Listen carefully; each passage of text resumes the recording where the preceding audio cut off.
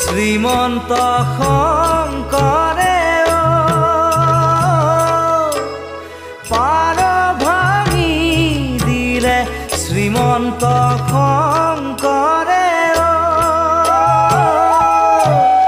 পাৰ ভাঙি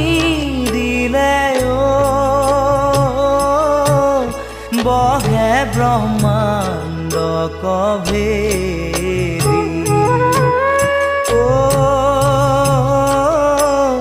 বহে ব্ৰহ্মাণ্ড কভেদি গোবিন্দৰ প্ৰেম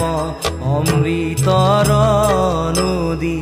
বহে বৈকুণ্ঠৰ পৰা